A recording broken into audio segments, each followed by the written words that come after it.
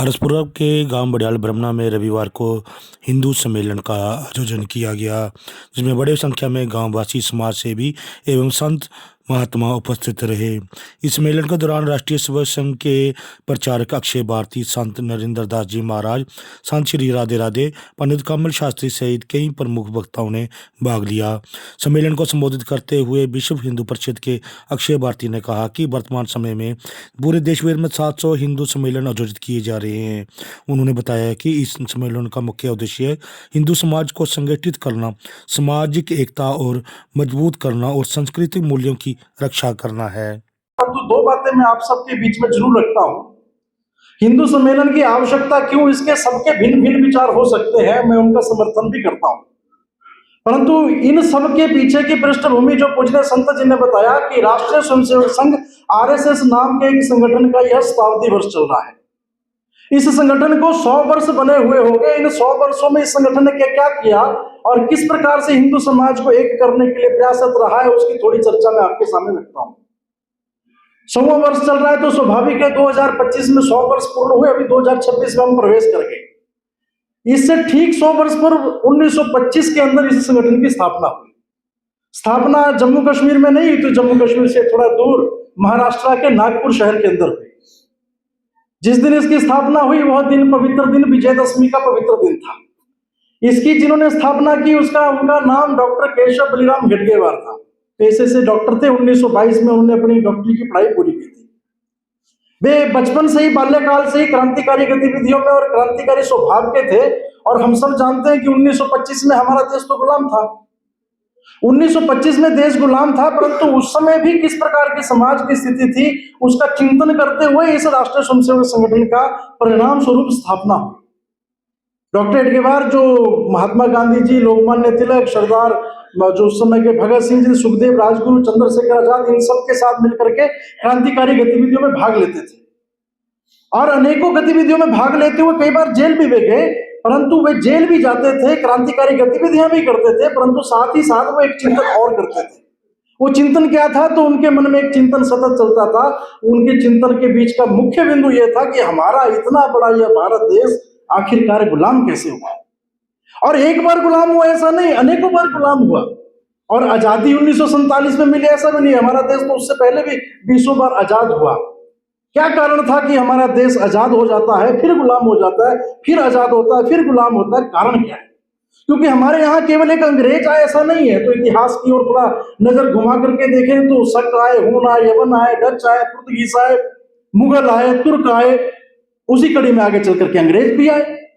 परंतु जब कोई बाहरी आक्रांता इस देश के अंदर आता था, आकर के इस देश को अपना गुलाम बनाता था, यहाँ की धन संपदा को लूटता था, लूट करके वापिस जाता था। जब वो वापिस जा रहा होता था, उधर से दूसरा कोई आता था, देश आजाद तो होता था परंतु बड़े थोड़े समय के लिए आजाद होता था।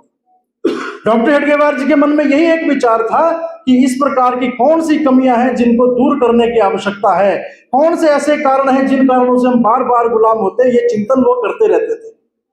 और जब वो क्रांतिकारी गतिविधियों में भाग लेते लेते इन चिंतन को आगे बढ़ाते हैं तो अंत में निष्कर्ष के रूप में उन्होंने एक बात अपने निष्कर्ष में से निकाली, और वो निष्कर्ष यह था कि इस देश का मूल समाज जब तक एकजुट नहीं होगा तब तक यह देश पूर्णतः आजादी को प्राप्त नहीं होगा। यह देश इसी तरह बार बार गुलाम होता जाएगा। और इस देश का मूल समाज कौन था? तो मूल समाज था हिंदू समाज, जिसे हम सनातनी समाज कहते हैं। जब तक सनातन का यह सनातनी समाज, भारत माता की जय चाहने वाला समाज, वंदे मातरम कहने वाला समाज एकजुट नहीं होगा, तब तक इस देश की जो आजादी है वो स्थायी रूप से नहीं चल सकती। आपस में बट रहा है कोई जात को लेकर के।